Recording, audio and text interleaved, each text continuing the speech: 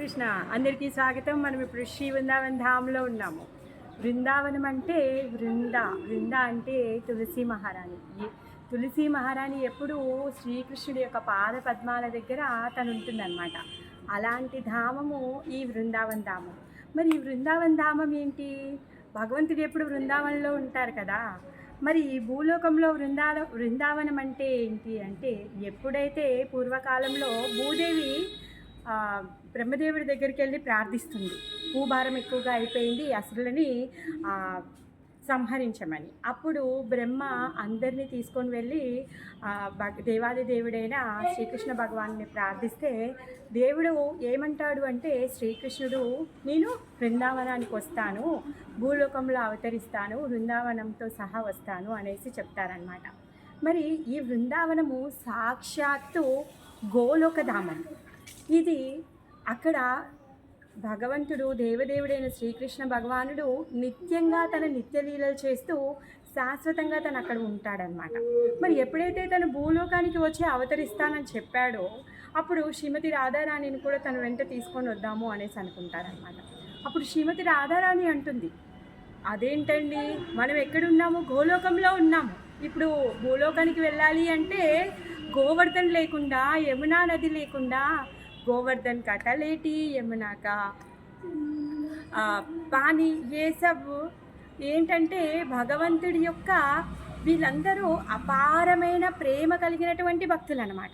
వాళ్ళ యొక్క భక్తిలో భగవంతుడు ఎప్పుడు మునిగిపోయి ఉంటాడు. ఆ విధంగా శ్రీమతి రాధారాణి అంటుంది, గోవర్ధన యమున లేకుండా నేనైతే రాను అనేసి తను చెప్తుంది అనమాట. ఆ విధంగా దేవదేవుడైన శ్రీకృష్ణ భగవానుడితో గోవర్ధన్ కూడా వస్తుంది, యమునమ్మ కూడా వస్తుంది. తర్వాత ఆయనతో ఉండేటటువంటి నిత్యంగా ఆయనతో లీలలు చేసేటటువంటి సకులు, గోపులు, గోపగణాలు అందరూ కూడా వచ్చి ఈ బృందావన ధామంలో ఆయన కోసం ఇక్కడ వేచి ఉంటారనమాట.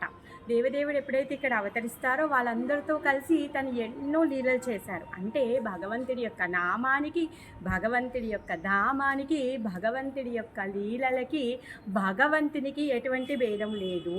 సో ఈ బృందావనము ఆ గోలోక ధామముతో అభిన్నమైనటువంటిది.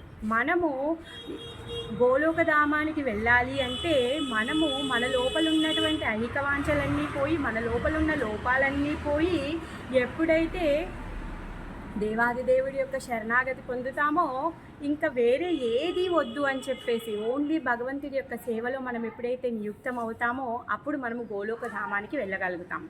మరి మనం భౌతిక ప్రపంచంలో ఉన్నామే, కలియుగంలో ఉన్నామే, ఎన్నో కలహాలు, మన హృదయంలో ఎన్నో లోపాలు, కామ, క్రోధ, మద, మత్సర్యాలు, మరి ఇవన్నీ ఉన్నాయి. మరి ఇవి అన్నింటితో మనం వెళ్ళగలుగుతామా ఇప్పుడు అక్కడికి అంటే ఇప్పుడే వెళ్ళలేము.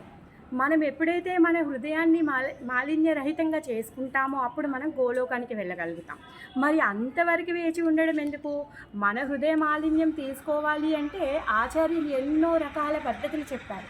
జపం చేయడము, భక్తుల సేవ చేయడము, భగవంతుడి యొక్క కీర్తన చేయడము, భగవంతుడి యొక్క ప్రసాద స్వీకరణ చేయడము, అలానే భగవంతుడు చేసినటువంటి నిత్య లీలా స్థలాలు ఏవైతే ఉన్నాయో అక్కడ మనము నివాసం ఏర్పరచుకోవడం, అక్కడికి వెళ్ళి భజన చేయడం, అక్కడికి వెళ్ళి దర్శనం చేయడం కూడా అందులో ఒక భాగంగా చెప్పారనమాట.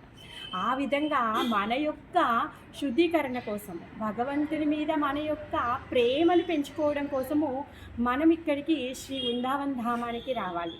ఎక్కడైతే సాక్షాత్ దేవదేవుడు తన పాద పద్మాలని ఈ బృందావన భూమిపైన నించోపెట్టాడో ఇది పరమ పవిత్రమైనటువంటి భూమి. ఇక్కడ భగవంతుడి యొక్క పాద పద్మాలతో ఈ భూమి అలరాడుతూ ఉందన్నమాట. ఎంత దివ్యమైంది అంటే బృందావన ధామము ఇక్కడున్నటువంటి ప్రతి చెట్టు కూడా కల్పతరు.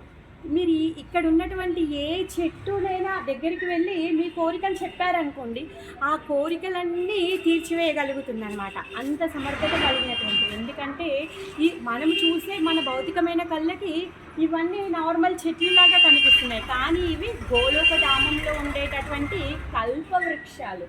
అలాంటి కల్పవృక్షాలు కలిగినటువంటి శ్రీ వృందావన్ ధామానికి మీ అందరికీ స్వాగతం. ఇంకా ఇక్కడ చింతామణి ధామము అనేసి అంటారనమాట.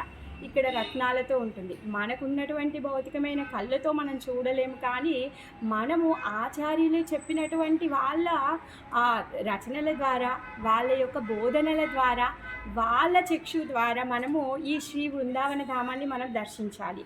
అప్పుడే మనము భగవంతుడి యొక్క నిత్య లీలా స్థలిని అనుభూతి పొందగలుగుతాం.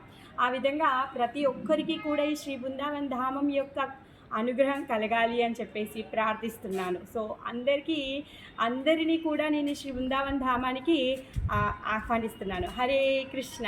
ధన్యవాదాలు.